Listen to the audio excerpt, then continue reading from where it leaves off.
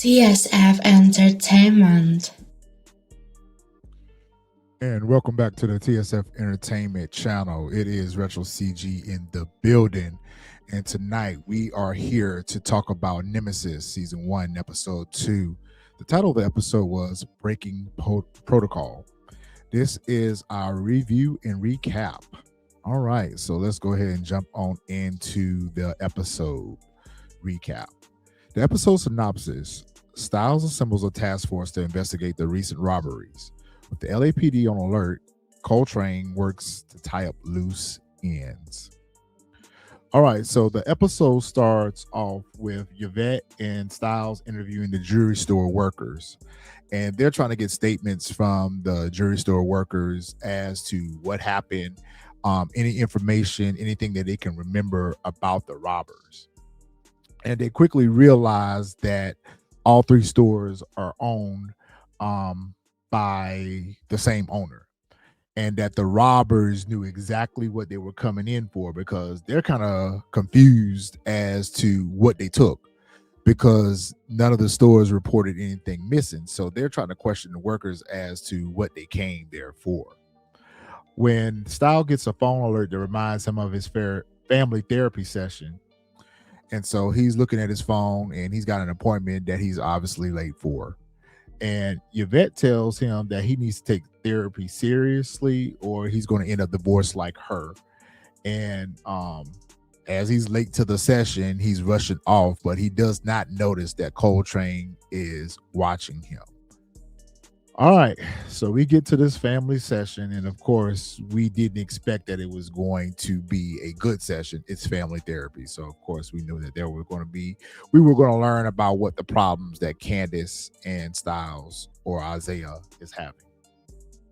So at therapy, they argue about what happened with Noah in regards to how Stiles left him behind for the robbery, missing his basketball games, and just not being there for him. He's a young boy. He's a 15-year-old boy.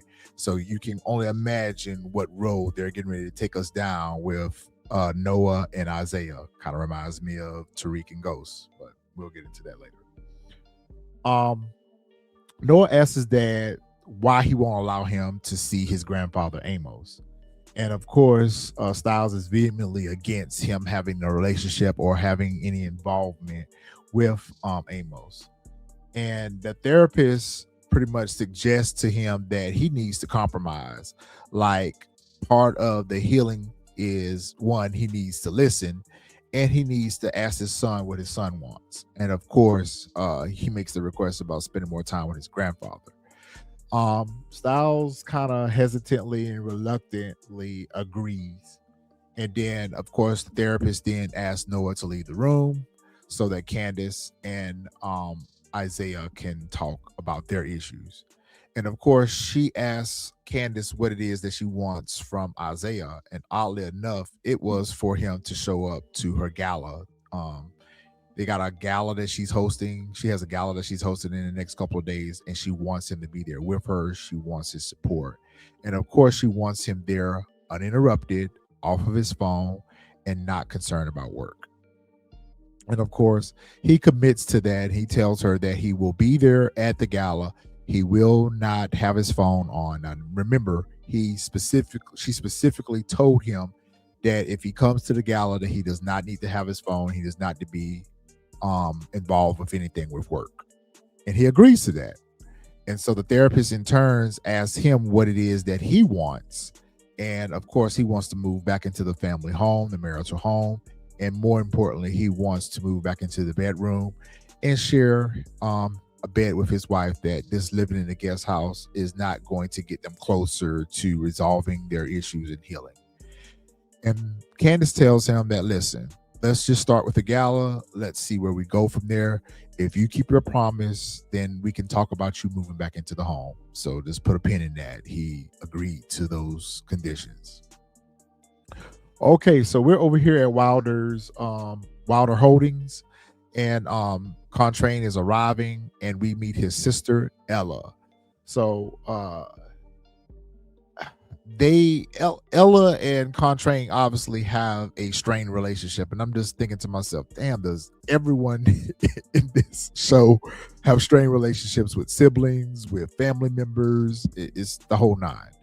So Ella is on this thing about how she doesn't approve how he gets his money, but she's not above taking it though. But she doesn't approve how he gets his money, and she reminds him that their dad used to be a thief, and I'm assuming that the dad is unalive, not here with us anymore.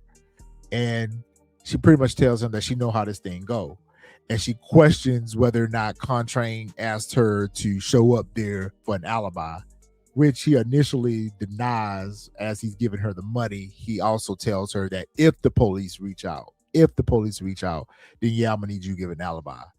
And of course, she gets all haughty and takes the money and storms off. And I'm like, you don't approve of what he's doing, but yet you take it a certified check.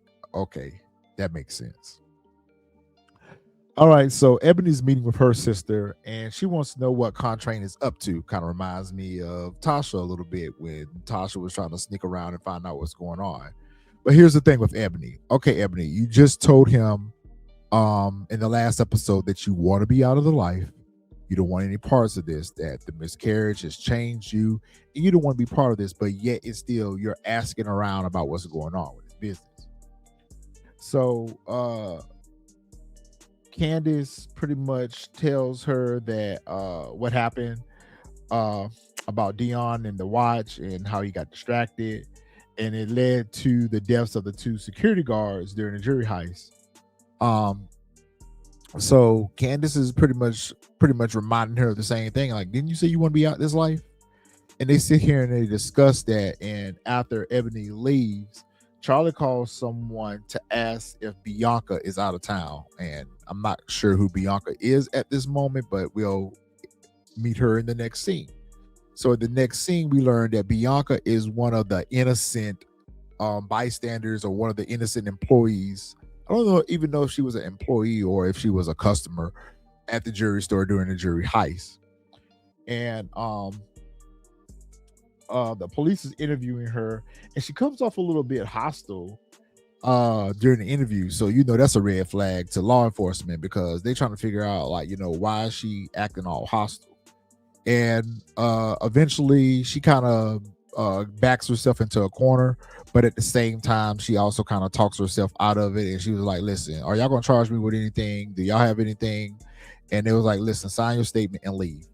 And so she leaves. So they're kind of looking at her kind of suspicious.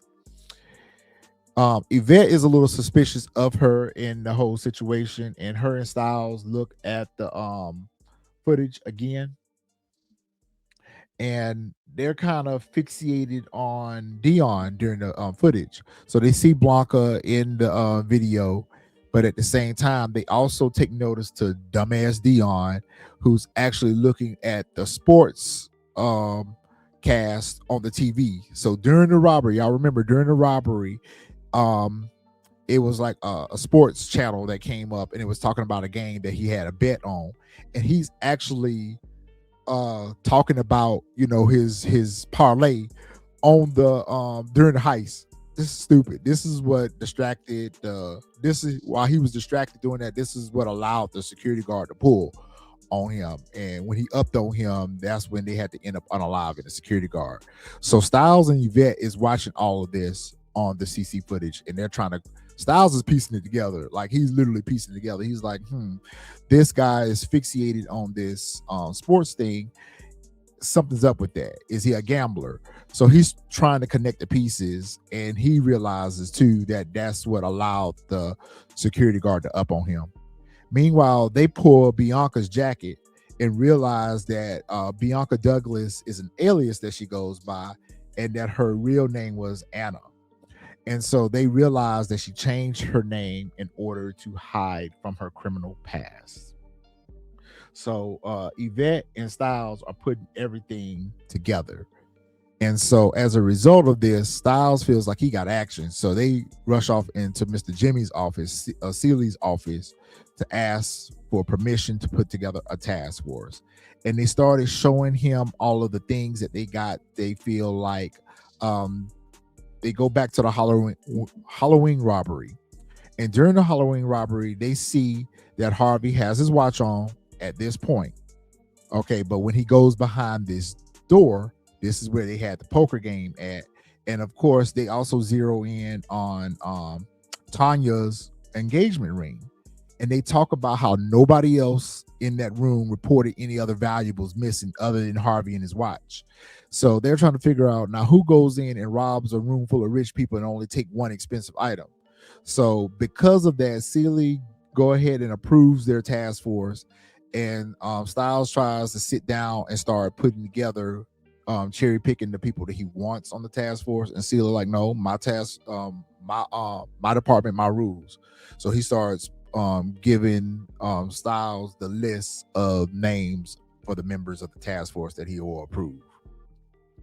Meanwhile, one of the other detectives, the original detective that was working the case, goes to visit Harvey, and they talk about They talk to Harvey about Harvey. So you hosted this Halloween party, yet you're not in the party. You're behind closed doors in a poker game, which he denies the poker game until Stiles finds a chip on the floor.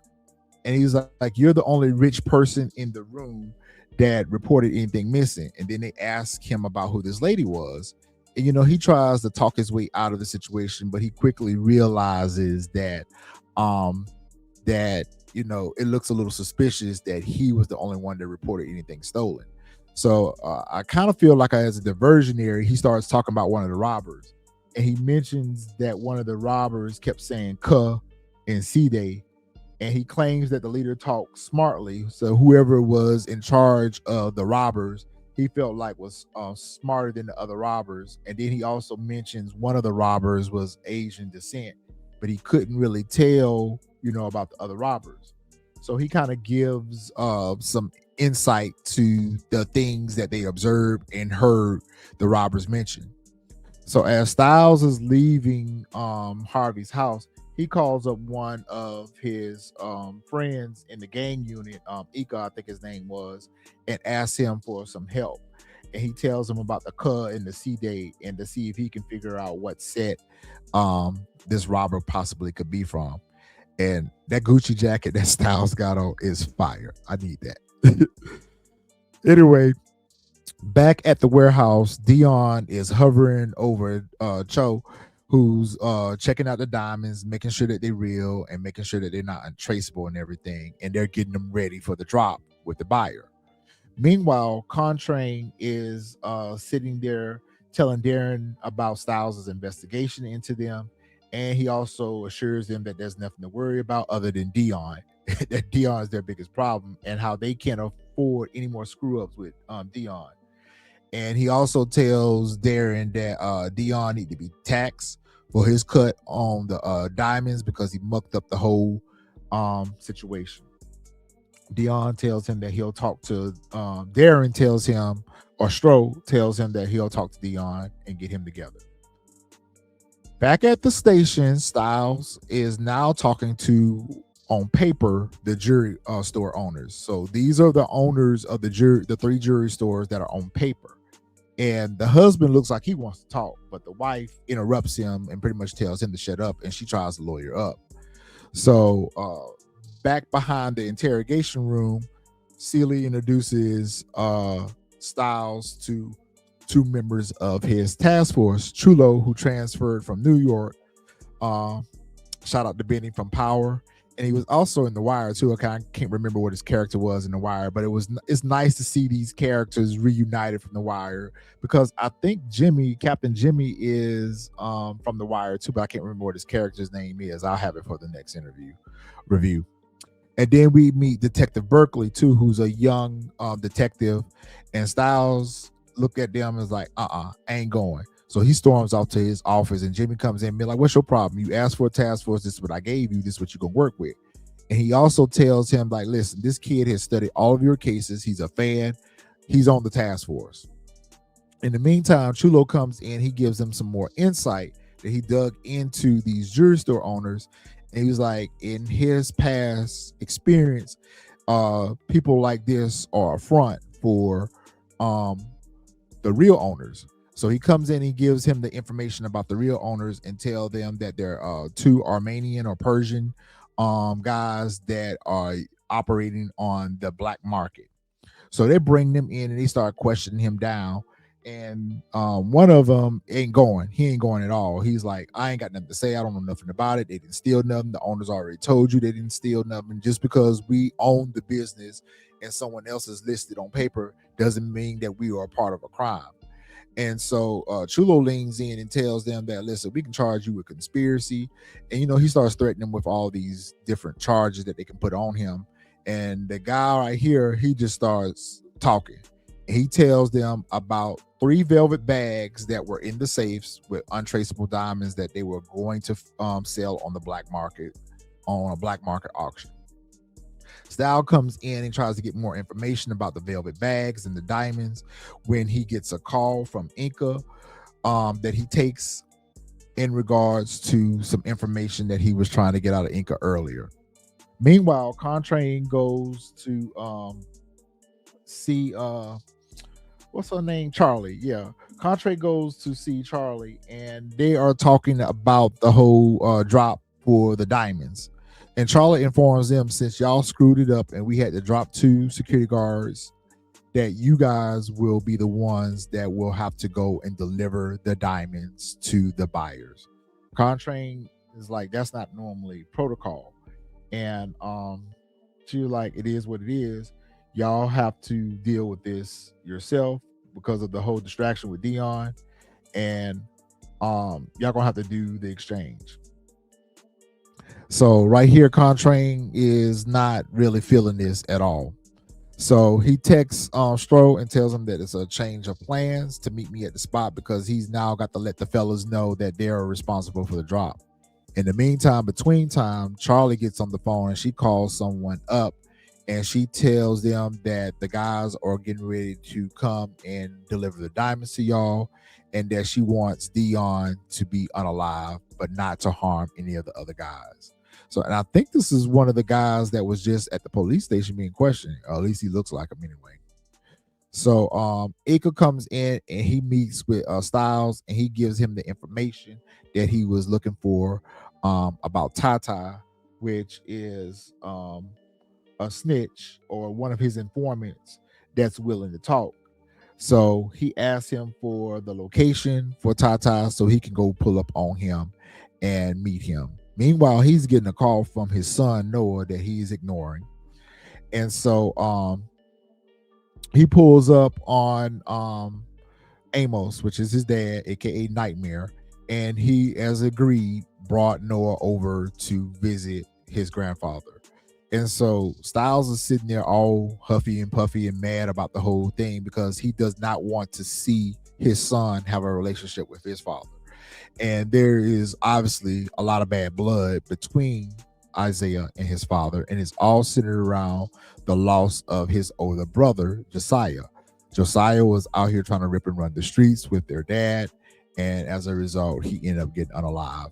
They haven't talked much about the mother as well, but the mother is not here anymore either. But I don't think she died from anything having to do with the gang stuff. I think she might have died from like health reasons or something like that. But she's not there. Their whole family is torn apart. And so the only 2 members that are left from the family now is Nightmare and Stiles.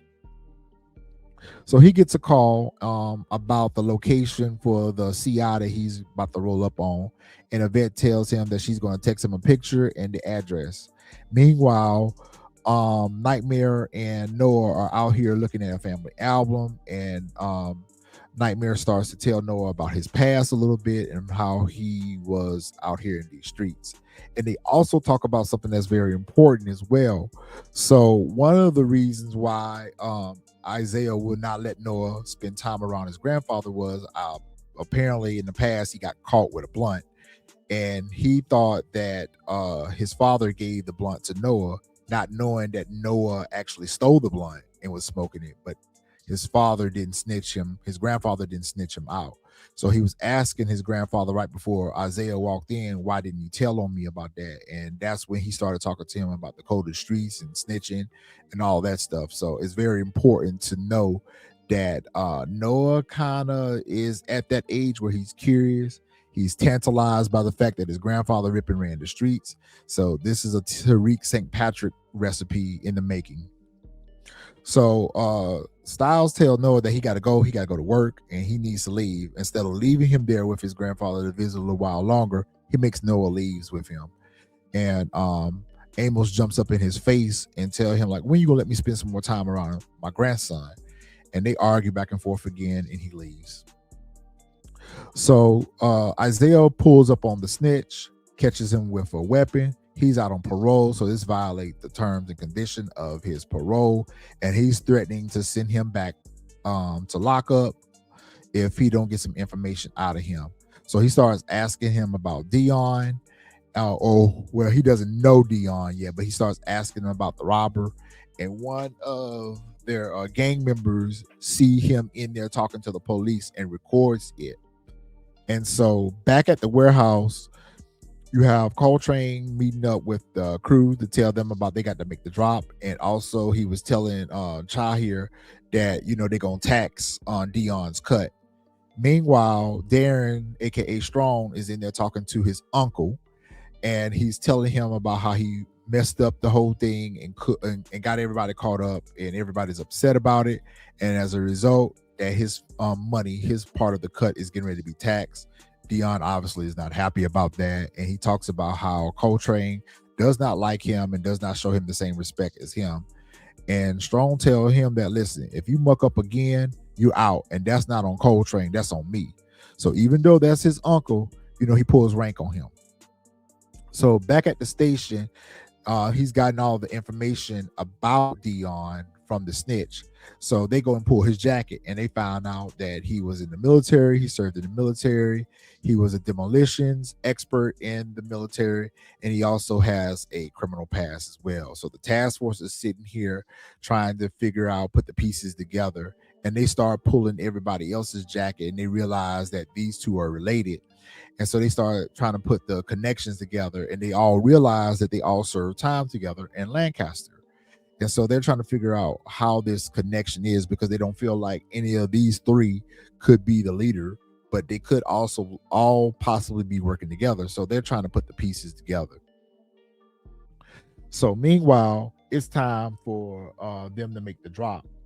And they are talking about doing the exchange and with the client that Charlie had set up for them to give the diamonds off to him for the money. But so you only see Dion, Coltrane, and Strong, and we're like, well, where Chris at? Which is Chow. And so of course the buyers shortchanged them on the money, but part of the plan was for them to put the buyers down. So they put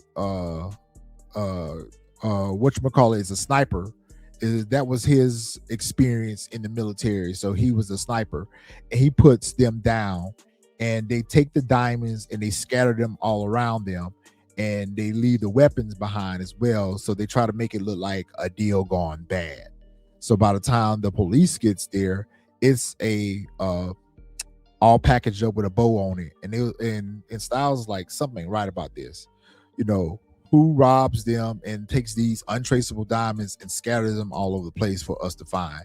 Like, this doesn't make sense. Of course, they took the money, but they left the diamonds behind. And it was like, why not take both? So Styles is automatically suspicious of this, and Yvette is telling them that this case is solved. This is buttoned up. Like, you got to let this go, because he's still trying to link everything to the Halloween robbery, and they're trying to tell him that he's out of his mind, that he doesn't know what he's talking about. So Berkeley comes in and he's talking with them and kind of telling them what's going on with the suspects.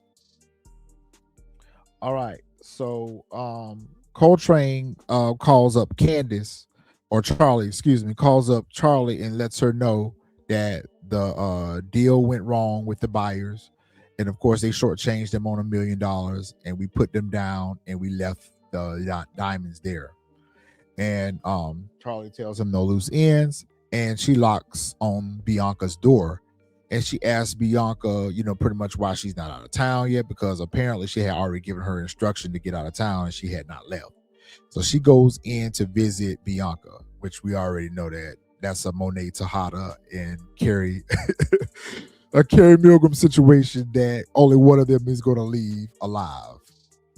So over here at Isaiah's house, it's Thanksgiving Day, which they didn't really do a good job letting us know that this was during the holiday season. Up until this moment right here, we did not realize it was Thanksgiving.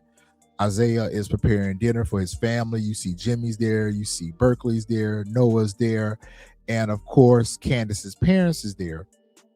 And they're kind of all talking about having a good dinner with their family. They're all considered family. So meanwhile, over at the Wilder household, they're celebrating Thanksgiving together as well. And Coltrane has invited his brothers over to fellowship with them and partake in Thanksgiving. When Charlie comes in, and it was very interesting because I didn't realize it until I watched it the second time that the rest of the guys don't know who Charlie is. So only Coltrane knows who Charlie is. So he introduced her as Ebony's sister, which she is. Child tries to flirt with her a little bit, and she was like, Coltrane, let me talk to you for a minute. So back at the Isaiah's house, they're getting ready to sit down for dinner and everything when there's a door knock at the door, and it is Amos. And he come in with a bottle of Crown Royal. He is too cool. And Isaiah's like, what in the hell is he doing here? And they realize that Noah was the one who invited him to Thanksgiving dinner, which Candace tries to tell Stiles that, listen, be cool. Noah invited his grandfather. Listen, let's just get through the night. It's a dinner. It's all good. Meanwhile, Jimmy and Amos is outside talking about the past, and we learn here that Jimmy was the one that actually arrested Nightmare and put him away, and also looked after Isaiah during the time that he was locked up.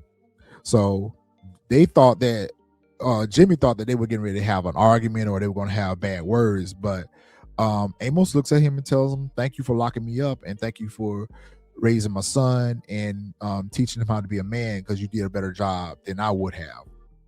And then, of course, they go inside to have dinner. Over at the Wilder household, Ebony gets to knock at her door, and it's Ella. And Ella comes to the door with old funky ass casserole or something. I don't know what she brought over there. But she brings it over for a quote unquote peace offering, but then tells her that she's not going to stay for dinner. And Ebony is like, this is the first time I've seen you in 7 months since the miscarriage. And Ebony was like, yeah, this is my way of saying I'm sorry for not checking on you after. I don't understand why there's tension between these two right here, but apparently Ella feels some kind of way with Ebony because she was like, maybe the miscarriage was for the best. And Ebony's like, huh, what? And she was like, well, you bringing a child into the world with my brother into this lifestyle wouldn't have been good for the child. I'm like, what right do you have to say that? So she's on this high horse thing or whatever. And Ebony tells her that, she loves her husband. She stands by her husband, and her husband's getting out of the life. And Ella says, oh, really? Well, then how come your husband asked me to give him an alibi today if the police comes knocking? So that kind of throws Ebony off balance, but she still holds it together. And after she leaves, she throws the casserole in the trash can, which I don't blame her. As they sit down for dinner, dinner scenes in these TV shows are never a good thing. So, everyone seems to be enjoying themselves and having a good time and having a good meal. When Amos starts talking about the old times, you can tell here that Candace's parents are not overly thrilled with Amos being there, but they're tolerating it. And as he starts talking about all of the gang stuff, and he starts bringing up Josiah, and Noah is getting heavily invested into the conversation, and Stiles is sitting there burning hot with all of this. And when Nightmare, aka Amos, mentions Josiah's name, oh man, Isaiah loses it. And he tells him, don't talk about my brother in my house. They have a few words back and forth, and he pretty much throws his father out on the street on Thanksgiving Day and tells him, get out of my house. Amos like, you ain't got to tell me twice. And as he's leaving, Isaiah storms behind him and talks about how he ain't an ain't shit father. And then Noah comes up and says, you are ain't shit father either. And they have an argument back and forth. And Noah storms off, Isaiah storms off, Candace is trying to de-escalate the situation, her parents end up leaving, Isaiah leaves and goes to work. So it's just a whole mess.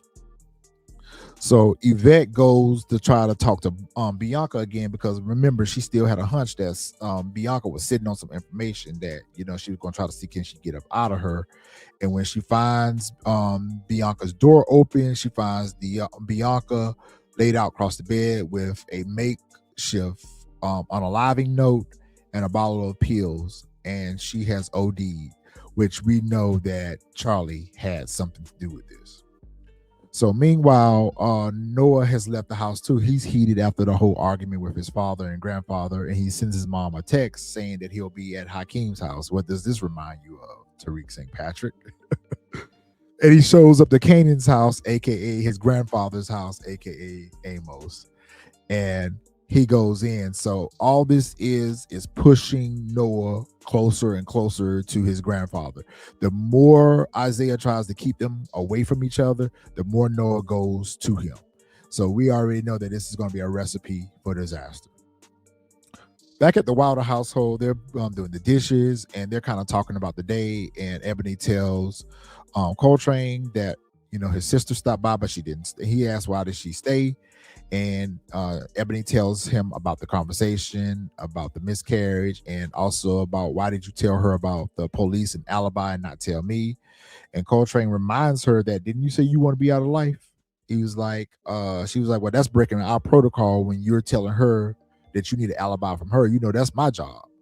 And he was like, yeah, but you telling Charlie about the whole situation with Dion, that was breaking protocol as well. So even though they're kind of going back and forth a little bit, they're on the same page still. When Strong comes in and lets Train know that about the video of the snitch and how they need to go meet up with him, they found out what the location was for the guy, that they need to go meet up with him and deal with him because he's been talking to the police. So they got old boy hemmed up, and Coltrane comes in and pays off some thugs. And he also makes the guy that sent the video delete the video in front of him and show him that the video has been deleted. And then he pretty much tells the guy, what's getting ready to happen to you, right? You know what happened to snitches, right? And the guy talks about, his family and all this stuff. And we already know they were going to put him down. Back at the station, they're pulling all of the files for who Dion, Strong, and Cho served time with, and they're trying to figure out who's the fourth member of the gang.